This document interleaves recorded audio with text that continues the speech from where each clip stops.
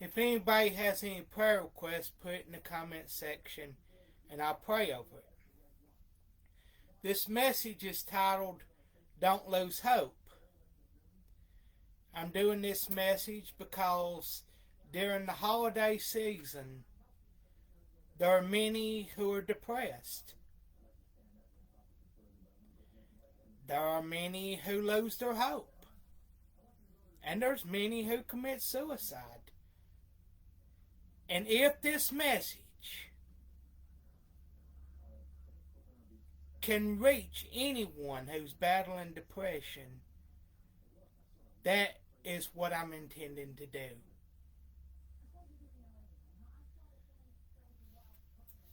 First Kings chapter 19, we read of a man named Elijah who battled depression.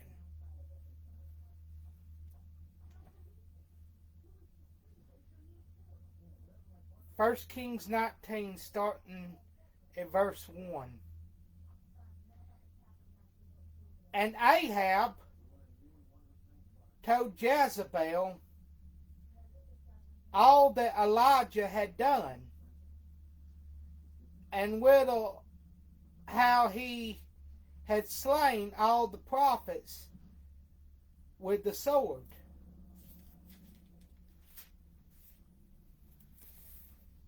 Then Jezebel sent a messenger unto Elijah, saying, So let the gods do to me, and more also, if I make not thy life as the life of one of them, by tomorrow about this time. And when he saw that, he arose and went for his life, and came to Beersheba, which he longest to Judea, and left his servant there. And he himself went a day's journey into the wilderness, and came and sat down under a juniper tree, however you say that word, and he requested for himself that he might die. And he said, It is enough now, O Lord. Take away my life, for I am not better than my fathers. See, he was praying to die here. Verse 5. And as he lay and slept under, I'll just call it the Jupiter tree. A Jupiter tree, behold, then an angel touched him, and said unto him, Arise and eat. And he looked, and behold, there was a cake baking on the coals, and a cruse of water at his head. And he did eat and drank, and laid him down again. And the angel of the Lord came again the second time and touched him and said, Arise and eat, because the journey is too great for thee. And he arose and did eat and drank, and went in the strength of that meat 40 days and 40 nights unto Horeb, the mount of God. Now I'm sure Elijah probably thought that second time, what? I just ate a few minutes ago, and here you are making another cake.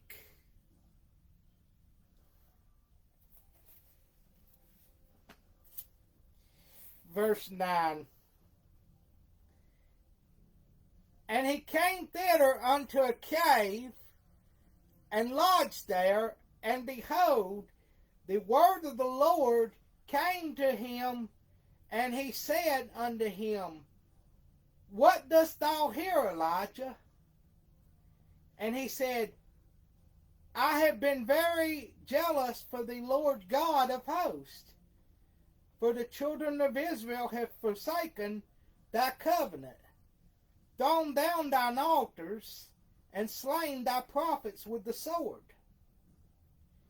And I, even I only, am left, and they seek my life to take it away. Elijah here thought he was the only one left. But watch what happens. And he said, Go forth, and stand upon the mount before the Lord, and behold, the Lord passed by, and a great and strong wind rent the mountains, and broke in pieces the rocks before the Lord. But the Lord was not in the wind. And after the wind, an earthquake. But the Lord was not in the earthquake. And after the earthquake, a fire. But the Lord was not in the fire. And after the fire, a still small voice. And it was so, when Elijah heard it, that he wrapped his face in his mantle, and went out and stood in the entering in of the cave. And behold, there came a voice unto him, and said, What dost thou here, Elijah?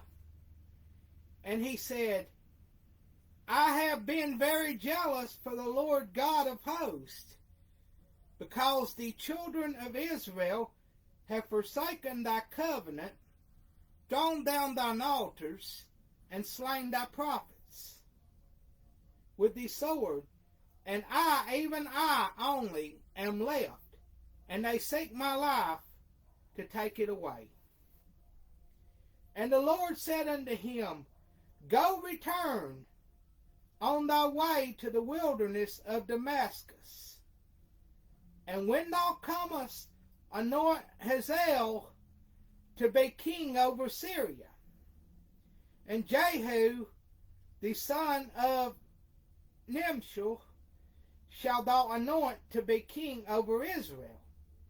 And Elisha, the son of Shaphat, of Abel-Meholah, shall thou anoint to be prophet in thy room. Again, I'm not that good at pronouncing these names of people and cities that's in here. And it shall come to pass that him that escapeth the sword of Hazael shall Jehu slay, and him that escapeth from the sword of Jehu that Elisha slay.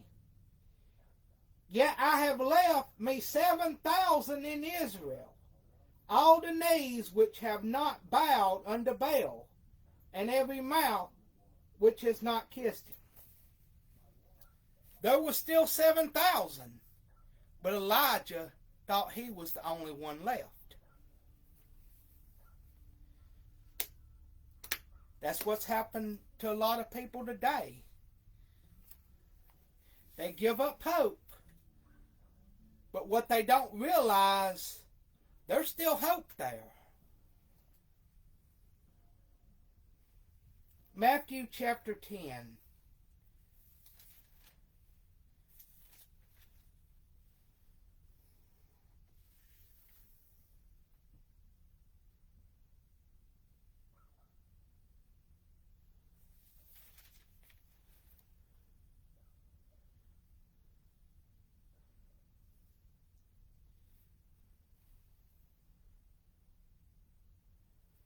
Matthew chapter 10, starting at verse 28.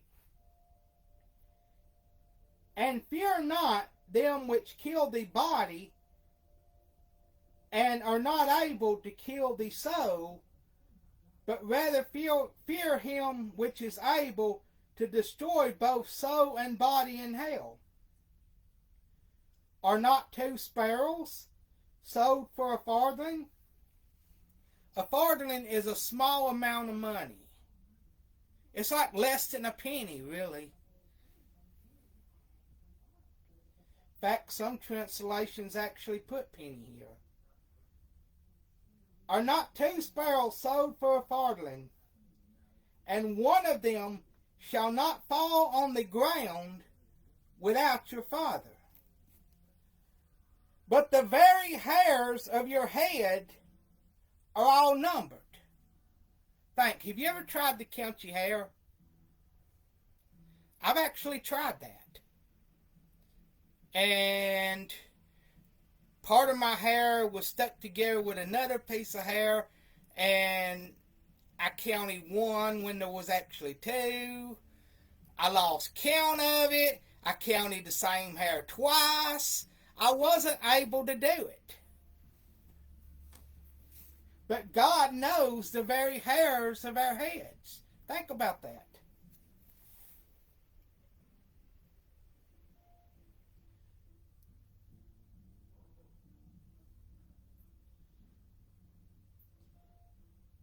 But the very hairs of your head are all numbered. Fear ye not, therefore, ye are of more value than many sparrows.